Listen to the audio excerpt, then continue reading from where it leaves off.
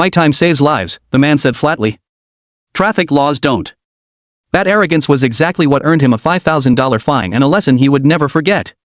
The humiliation that followed was entirely his own doing. He entered the courtroom dressed for authority, hospital scrubs beneath a crisp white lab coat, a stethoscope hanging from his neck like a symbol of unquestioned credibility.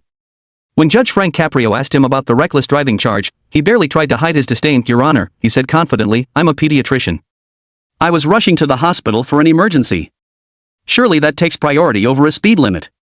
What this respected physician didn't realize was that his supposed emergency would soon unravel. His habit of using medical status as a shield against responsibility would be exposed. And worse, his driving history already included an accident that had left an elderly woman permanently injured.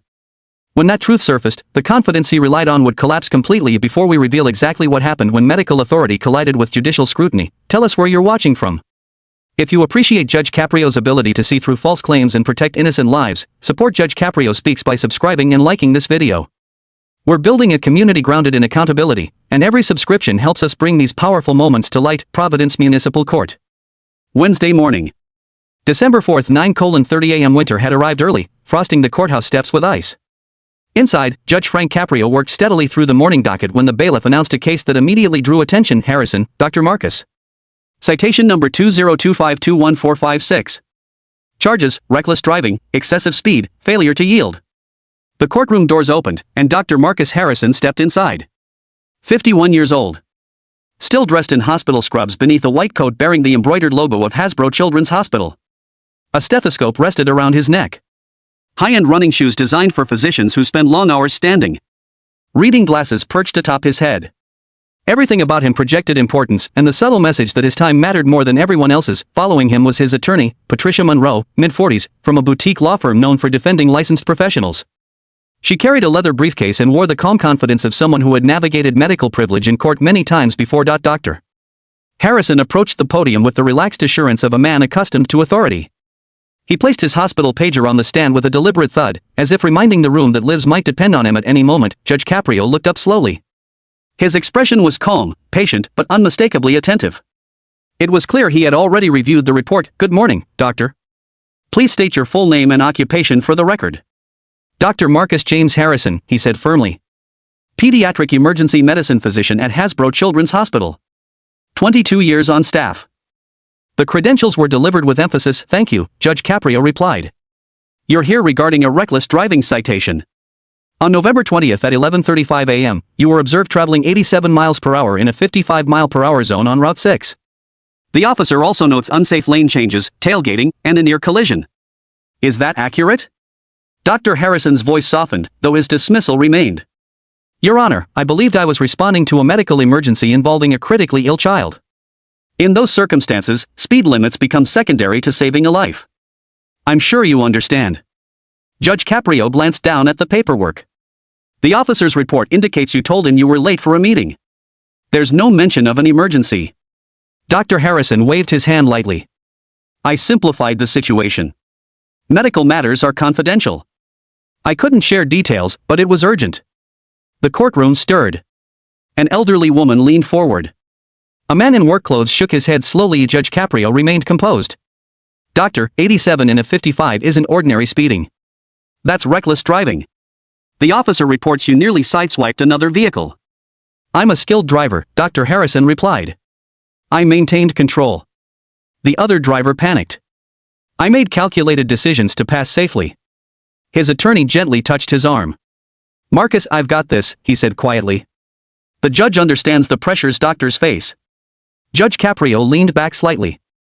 Let me be clear.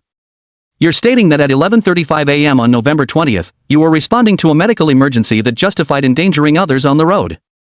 I wouldn't say endangering, Dr. Harrison corrected. I was accelerating my response to a critical situation. Judge Caprio picked up the phone. Bailiff Rodriguez, please contact Hasbro Children's Hospital Administration. I'd like confirmation of Dr. Harrison's schedule on November 20th. For the first time, Dr. Harrison hesitated. Your Honor, that seems unnecessary. Work schedules are public employment records, Judge Caprio replied calmly. No patient confidentiality will be violated. Please be patient. 20 minutes passed. The courtroom remained full. Dr. Harrison checked his pager repeatedly, adjusted his stethoscope, and whispered urgently with his attorney. Judge Caprio continued reviewing cases as the weight of truth quietly approached.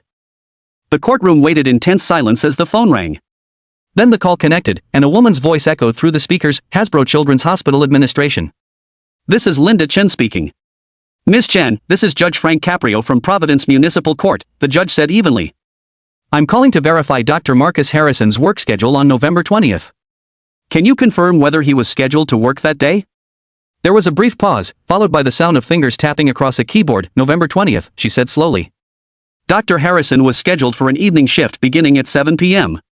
He was not on call during daytime hours. A ripple of whispers swept through the courtroom. Dr. Harrison's face drained of color. Judge Caprio continued, his voice steady. So at 11:35 a.m., Dr. Harrison was not expected to be at the hospital. That's correct, Your Honor. His shift didn't begin until that evening. And do your records show any emergency pages or alerts sent to Dr. Harrison that morning? More typing. A longer pause. I've reviewed our communication logs, Ms. Chen said. There were no emergency pages sent to Dr. Harrison between 11 a.m. and noon on November 20th. Thank you, Ms. Chen. That answers my questions, Judge Caprio replied. The call ended. The silence that followed was suffocating. Dr. Harrison stood frozen, looking as though he might collapse. His attorney lowered her head into her hands. Judge Caprio turned toward him. Doctor, you told this court you were speeding because a critically ill child needed you. You claimed a medical emergency justified driving nearly 32 miles per hour over the limit. Yet your hospital confirms you weren't working, weren't on call, and received no emergency communication. Would you like to change your statement? Dr. Harrison swallowed. His confidence was gone. I may have confused the details, he said quietly. It's been several weeks. You confused whether you were working, the judge asked. You confused receiving an emergency page? I frequently travel to the hospital, Dr. Harrison said weakly. Meetings, consultations. I may have mixed this trip up with others. The officer's report states you told him you were late for a meeting, Judge Caprio replied. That suggests you knew exactly where you were going. Silence, doctor, the judge said firmly. Were you responding to a medical emergency on November 20th, yes or no? Dr. Harrison's composure finally cracked. No, Your Honor. I was driving to an administrative meeting. Department leadership. Budget planning. I was running behind. Judge Caprio nodded slowly. So you lied. You lied to the officer. You lied to this court. And you used your profession as a shield to excuse reckless behavior that endangered others. I wouldn't call it lying, Dr. Harrison protested faintly. I simplified. You lied, Judge Caprio interrupted. Let's be precise. And what concerns me most is that you believed being a doctor entitled you to that lie. The judge picked up another document. Dr. Harrison, I've reviewed your driving history. Over the past 7 years, you've received 9 speeding citations. 9. 6 involved speeds more than 20 miles per hour over the limit. The courtroom reacted audibly. In 5 of those stops, Judge Caprio continued, you claimed you were responding to a medical emergency. Dr. Harrison stared at the floor. Were those emergencies real, doctor? Some may have been exaggerated, he admitted. But when you're a physician, time always feels critical. We're trained to think every moment matters. Except when you're late for a budget meeting, Judge Caprio replied. I misjudged the urgency that day. The judge's tone sharpened slightly. There's more. In March of 2023, you were involved in a collision. You rear-ended another vehicle while traveling approximately 65 miles per hour in a 45 zone. The driver was hospitalized. Do you recall that incident? Dr. Harrison's attorney stood quickly. Your Honor, that matter was settled through insurance. I'm not asking about settlement terms, Judge Caprio said calmly. I'm asking what happened. Doctor, do you remember the accident? Yes, Dr. Harrison said, barely audible. The woman you struck was 68 years old, the judge continued. Her name is Dorothy Chen. She was driving her grandson to school. The impact caused fractured vertebrae, a concussion, and permanent nerve damage to her neck. Is that accurate? It was an accident, Dr. Harrison said. I didn't see her stopped. Because you were driving too fast to react, Judge Caprio replied. And according to the police report, you told officers you were late for hospital rounds. The judge paused. Hospital records later showed you were not scheduled to work that morning either. You were on your way to a golf outing. The courtroom erupted. People stood.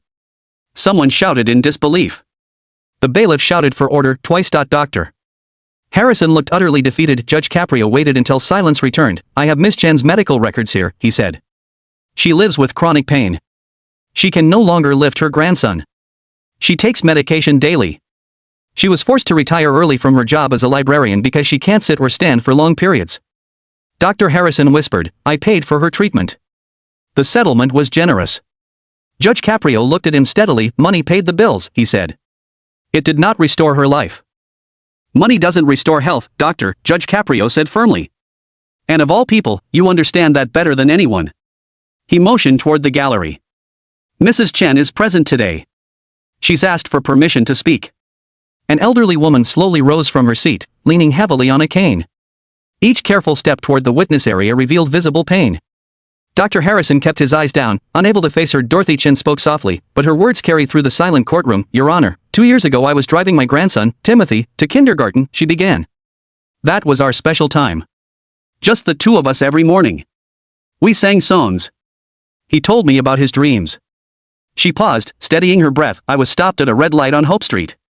Then I heard screeching tires. And then, the crash. I don't remember much after that.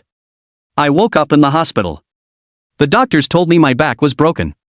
Tears gathered in her eyes. Timothy wasn't physically hurt, thank God.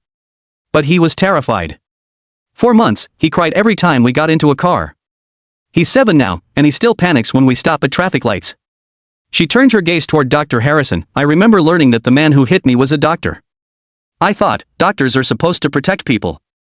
But he was driving so fast he couldn't stop. Later, his lawyers contacted me. They offered money, but only if I agreed never to speak about what happened." Her voice trembled. "They paid me to stay silent." She wiped her eyes, "But money didn't give me back my mornings with Timothy. It didn't let me lift him when he was scared. It doesn't stop the pain that wakes me up every night." The courtroom was utterly still, broken only by Dorothy's quiet sobbing. Dr. Harrison's face was wet with tears, though it was impossible to tell whether they came from guilt or humiliation. Judge Caprio spoke gently. "Thank you, Mrs. Chen. Please take a seat." He turned back to Dr. Harrison. "You stood before this court claiming you were racing to save a child. But the child you should have been thinking about was Dorothy Chen's grandson, sitting terrified in the back seat after you slammed into their car. You invoked your medical oath. You claimed duty and urgency. But the truth is, you endangered lives because you didn't want to be late for a golf game." Dr. Harrison swallowed. "Your Honor, I've changed since then. I've learned." "Have you?" Judge Caprio asked calmly. "You received another citation months ago. And today, you walked into this courtroom and told another lie. You claimed yet another emergency that never existed. You again tried to hide behind your credentials to escape responsibility." He paused. "That is not the behavior of someone who has learned anything." Judge Caprio lifted his gavel. "This is my ruling. You are fined $1,000 for reckless driving. An additional $12,500 is imposed due to your repeated violations and dishonesty." Dr. Harrison gasped. "Your Honor, your driver's license is suspended for 1 full year." "A year?" Dr. Harrison protested. "I need my car. I work at a hospital." "You work in downtown Providence," the judge replied evenly. "There is public transportation. You'll manage, just like everyone else who loses their license. And frankly," he added, "your patients are safer knowing you won't be driving recklessly to reach them." Judge Caprio continued, his tone firm. "I am also referring this matter to the Rhode Island Board of Medical Licensure, with a recommendation for investigation. Using your profession to evade accountability raises serious ethical concerns." Dr. Harrison's face went pale. "Please, Your Honor. My career, my license. If you truly care about children," Judge Caprio said, "then start by acting like a responsible adult. Your medical degree does not place you above the law." He turned to Dorothy Chen. "Mrs. Chen, I cannot undo the harm done to you. But I can ensure this behavior is finally addressed. You deserved more than hush money. You deserved accountability." Dorothy nodded silently, tears falling. The gavel struck sharply. Case closed. Dr. Harrison remained motionless as bailiffs approached. His attorney quietly gathered her papers. The confident physician who had entered wearing his white coat like armor left the courtroom in visible disgrace. 6 months later, following a medical board investigation, Dr. Marcus Harrison's medical license was suspended for half a year. The board cited a documented pattern of dishonesty, reckless judgment, and misuse of professional authority. During his suspension, Harrison completed ethics training, anger management counseling, and defensive driving courses.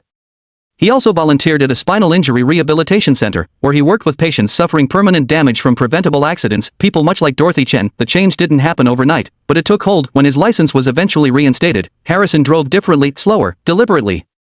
He sold his sports car and purchased a modest sedan. He never again claimed emergencies that didn't exist. He never used his credentials to avoid responsibility. He did one more thing, violating the confidentiality terms of the settlement. He personally reached out to Dorothy Chen to apologize. She could have taken legal action, but instead she accepted his apology and his offer to volunteer teaching road safety to grandparents transporting children. Judge Frank Caprio kept Dorothy Chen's testimony in his files as a reminder. Credentials do not excuse harm. Accountability is the first step toward healing. And sometimes the most important operation a doctor performs is removing their own arrogance. If you believe professionals should be held to the same standards as everyone else. Support Judge Caprio Speaks by subscribing and liking this video.